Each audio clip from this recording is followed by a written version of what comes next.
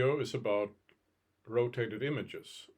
If you have a camera setting that tells the camera when you take a vertical photo or upside down photo to not store the image rotated or to rotate the image, but rather to set an EXIF tag in the image so that any software that opens that image will rotate the image correctly.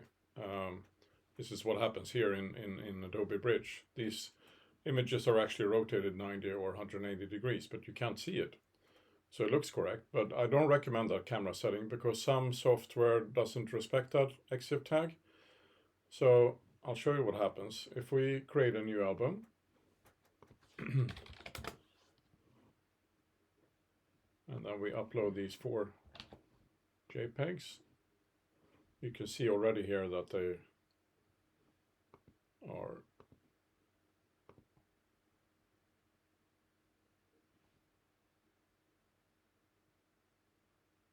they're upside down, and so this is what the actual image is stored as, but it's just that there's an EXIF tag telling Photoshop and other programs that when you open this, rotated 180 degrees or whatever degree is required.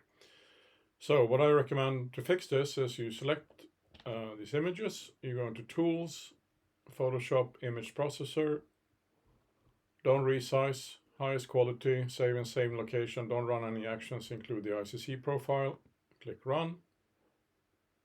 This will create a subfolder called JPEG.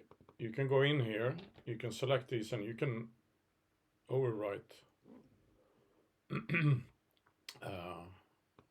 to all, replace. So now you can get rid of that one. Okay, so if I now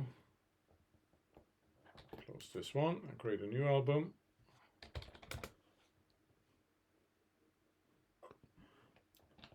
and upload them again, the images have been rotated. Let me just quickly